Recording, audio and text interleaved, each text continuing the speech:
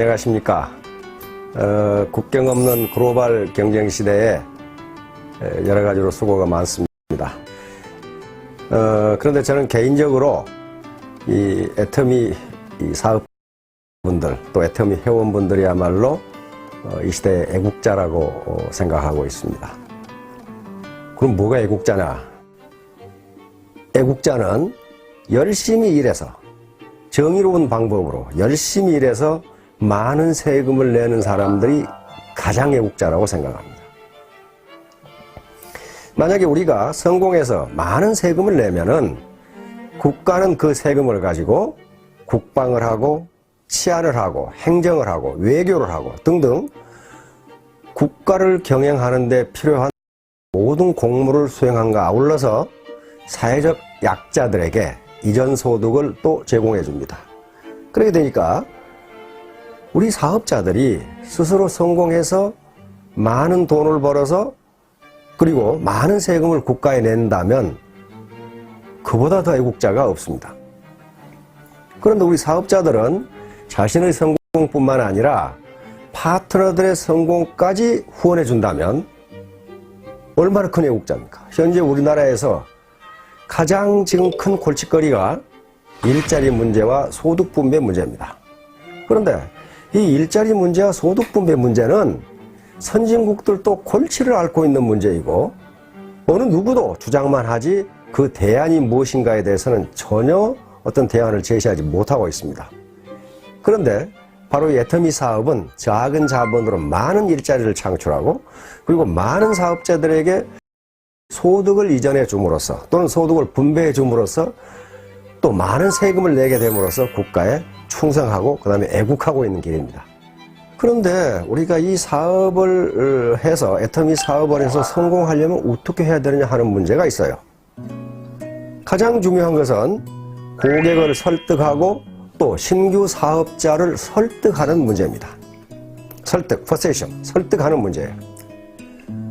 설득은 무슨 거짓말이나 허풍이나 또는 강요에 의해서 되는 것이 아닙니다. 그러면 고객을 설득하려면은 어떻게 해야 되냐 하는 문제가 있어요. 특히 이 애터미 사업은 설득 산업 중에 설득 산업이에요. 우선 우리 애터미 제품을 사용하도록 소비자 또는 고객을 설득해야 하는 일뿐만 아니라 신규 사업자가 사업을 할 수 있도록 설득을 하지 않으면 설득에 성공하지 않으면 그 누구도 성공할 수가 없습니다. 그래서 설득이야말로 가장 중요한 사업 성공의 수단이라고 할 수가 있습니다. 그럼 설득을 어떻게 할 거냐 하는 문제. 예로부터 그러니까 지금부터 2300년 전에 고대 그리스의 철학자, 고대 히랍의 철학자 아리스토텔레스는 수사학, 레토릭이라는 책에서 설득의 세 가지 수단을 제시합니다. 그 세 가지 요소라는 게 뭐냐면은 첫째가 로고스라고 하는 겁니다. 로고스는 오늘날 영어에서 로직, 논리라는 말의 어원입니다. 그러니까 설득을 하기 위해서는 첫째, 논리적 설명력을 갖춰야 된다는 거예요. 논리적 설명력. 논리적 설명력이라는 이 말 속에는 두 가지 뜻이 있습니다. 하나는 상대를 설득하기 위해서 자기가 사용하는, 설득자가 사용하는 단어, 다시 말하면 용어가 명확해야 된다는 것이고, 두 번째는 동원한 용어가 문법 구조에 맞도록 되어 있어야 된다는 거예요. 아무리 좋은 용어를 동원해도 주어, 동사, 목적어, 보어가 맞지 않으면 도대체 무슨 말을 하는지 모르기 때문에 설득이 되지 않는다는 거예요. 그러면 예를 들어 해모힘을 복용하도록 설득하려면은 해모힘의 가장 핵심적인 내용을 알고 있어야 되고 그것을 논리에 맞게 우리 말 구조에 맞게 설명할 수 있어야 된다는 거예요. 이게 로직입니다. 이게 소위 로고스라고 하는 거예요. 그러면 이 로고스, 논리적 설득력을 향상시킬 수 있는 방법은 뭘까? 그건 왕도가 없습니다. 강의를 듣고 많은 세미나에 참석하고 파트너와 스폰서가 서로 대화를 통해서 정보를 주고 받고 그리고 가만히 듣고 있어서는 안 되고 휴대폰이나 또는 노트에 그 중요한 내용을 기록하는 습관을 가지는 게 중요합니다. 그런데 세 가지 요소 중에서 아리스토텔레스는 이 논리, 다시 말하면 로고스가 차지하는 비중이 10%라고 이야기합니다. 두 번째는 아무리 논리적으로 설득을 해도 인간은 감정 또는 감성의 동물이기 때문에 감성을 자극하지 않으면 설득이 되지 않는다는 거예요. 그 두 번째가 파토스라고 하는 겁니다. 파토스는 감성적 호소력입니다. 감성적 호소력. 이 감성적 호소력을 기르려면은 현재 자기가 지금 설득하려고 하는 사람의 말을 들어야 됩니다. 다시 말하면 자기 말만 하는 게 중요한 게 아니고 상대방의 말을 경청해야 돼요. 그래야만 상대방이 지금 어떤 기분 상태인지를 알 수가 있다는 거예요. 기분이 좋은 상태인지 즐거운 상태인지 슬픈 상태인지 기분이 나쁜 상태인지를 알아야 그 분위기에 맞게 논리를 전개할 수가 있다는 거예요. 그래서 아리스토텔레스는 설득의 3요소 중에 로고스가 10% 그리고 파토스가 30%라고 했습니다. 그러니까 로고스보다 논리적으로 이야기하는 것, 설명하는 것보다 상대방의 감정을 이해해 주는 것이 또 상대방의 감정에 맞게 이야기하는 것이 3배의 효과가 있다는 얘기입니다. 30%예요. 그럼 남은 60%가 남아있죠. 이 60%가 뭘까 하는 거예요. 이것을 아리스토텔레스는 에토스라고 했습니다.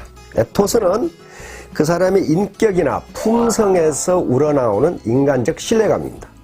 즉, 그 사람을 믿을 수 있느냐 하는 문제예요. 아무리 논리적으로 얘기하고 아무리 감성을 자극해도 그 사람을 믿을 수 없다면 전혀 믿지를 않는다는 거예요. 따라서 설득을 하는 데 있어서 가장 중요한 요소가 그 사람의 평상시 일상생활에서의 생활 태도라는 거예요. 그 사람이 어떤 사람인가 하는 게 가장 중요하다는 거예요. 만약에 그 사람을 인간적으로 믿을 수 있다면은 논리가 좀 딸리고 뭐 또 감성적 호소력이 좀 떨어지더라도 믿는다는 거예요. 그러나 그렇지 않으면 아무리 논리적으로 설명하고 감성의 호소에도 믿지 않는다는 겁니다. 그래서 설득에 있어서 가장 중요한 게 그 사람의 인간성이라는 거예요. 인간성. KBS에 진품명품이라는 프로가 있습니다. 굉장히 전 즐겨보는데요. 한 번은 얼른 봐도 아주 명필의 그 유목이 나왔어. 글자가 나왔단 말이야. 글자가. 또 좋아요. 논어에서 나오는 글자예요. 근데 거기에 낙관이 없어.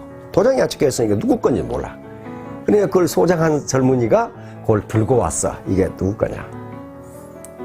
보니까 내용도 좋은데다 글씨도 기가 막혀. 명필이야. 그래서 이제 저 패널들이 적어내죠. 1,000만 원, 2,000만 원, 3,000만 원. 막 계속 나와. 그런데 가격이 얼마가 나왔냐 하면은 제로. 딱 나왔어. 제로. 근데 통상 아무리 가품이라도 10만 원을 줍니다. 뭐 때문에? 표구 비용으로. 그래서 아무리 가짜라도 표구 비용 10만 원을 쳐주는데 이건 말이지. 이렇게 명필인데 가격이 제로가 딱 나온 거야. 깜짝 놀라가지고 패널들이 가짜입니까? 그러니까 아닙니다. 진품입니다. 아니 진품이 어떻게 가격이 제로입니까? 이완용의 글씨입니다. 그 글 내용이 아무리 좋고 아무리 잘 썼어도 그걸 쓴 사람의 인품이 형편없다고 말이에요. 그러니까 제로. 자판에 마이너스가 없어서 마이너스를 못 썼습니다. 다시 말하면 입으로는 당신을 성공시켜주겠소, 가정경제를 어떻게 하겠소, 이렇게 감언 이설을 아주 아름답게 이야기하는데 속은 시커멓다면은 진정성이 없는 거예요. 진정성이 없는 거예요. 그건 가짜예요. 가짜는 가격을 쳐주지 않습니다. 대구의 아줌마가 어디 헌책을 하나 들고 덜렁덜렁 들고 왔어. 무슨 책인지 몰라서 감정을 받으러 왔어. 보니까 책에 뭐 낙서가 돼 있고 그래. 그런데 그 조그마한 얇은 책인데 그 감정가가 1억이 나왔어. 1억이 나왔다. 전부 깜짝 놀란 거야. 어떻게 저게 낙서된 책이 누군가 글씨를 써놓고 동그라미를 해놓고 책을 보니까 그렇게 생겼어. 저게 어떻게 1억일까? 뭐 별 두껍지도 않은데. 근데 심사위원이 하는 말씀이 이 책은 이태계 선생이 보신 책입니다. 이태계 선생이 본 거야, 그걸. 그리고 그 낙서도 이태계 선생이 해놓은 거야, 그걸. 그러니까 그게 이태계 선생의 인품 때문에 그 낡은 책이 1억이 나온 거예요. 1억이 나왔어. 그러니까 똑같은 책을 봐도 이완용이 본 것과 이태계 선생이 본 것은 다르다. 뭐가 다릅니까? 그 사람이 인품이 달라요, 인품. 자, 오늘 이 로고스, 파토스, 에토스에 대해서 말씀을 드렸는데 그 개념이 무엇인가 그거 몰라도 돼요. 하나만 아시면 됩니다. 진정성이 있어야 된다. 오센티시티, 진정성. 20세기는 기교 시대 그리고 기술 시대였다면은 21세기를 진정성의 시대라고 학자들은 이야기합니다. 이제 기업이 진정성이 없으면은 아무리 좋은 제품을 만들어도 고객은 그걸 사지 않는다, 좋아하지 않는다는 거예요. 그래서 지금 현재 기업의 거의 모든 대부분의 광고가 특정 제품을 선전하는 것도 있지만은 대부분은 기업 이미지 광고입니다. 진정성을 알리는 거예요. 애터미 사업의 성공 여부는 새로운 고객 그리고 새로운 사업자의 설득이 성공하느냐 여부에 달려 있는데 그것은 어떤 기교 문제가 아닙니다. 이건 진정성의 문제예요. 진정 나는 당신을 위해서 당신이 잘 살았으면 좋겠고 당신이 성공했으면 좋겠고 당신이 원하는 바를 이루었으면 좋겠다. 나하고 같이 내가 당신을 진정 돕겠다. 요게 눈을 통해서 말을 할 때, 다시 말하면 입이 아니라 눈을 통해서 자신의 온몸에서 풍겨나오는 요것을 학자들은 표정이라고 그랬습니다.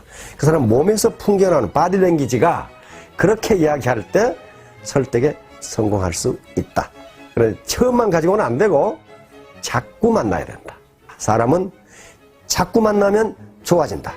즉 정이 들어서 자꾸 만나는 것이 아니고 만나다 보니까 정이 든다. 자, 사업자 여러분, 우리 애터미 회원 여러분, 자, 무한 경쟁 시대에 여러 가지로 수고가 많습니다. 특히 제가 보니까 여성 사업자들은 1인 5역을 하는 경우가 많아. 집안일 해야지, 시부모 봉양해야지, 맨날 투덜대는 남편 밤낮으로 달래야지, 애들 돌봐야지, 그리고 파트너 돌봐야지. 1인 5역이에요. 얼마나 힘들겠어요. 그러나 이런 것들이 모두 진정성을 가지고 하면 즐거운 것이 될 수가 있습니다. 사업자 여러분, 그리고 애터미 회원 여러분 모두 성공하시기 바랍니다. 감사합니다.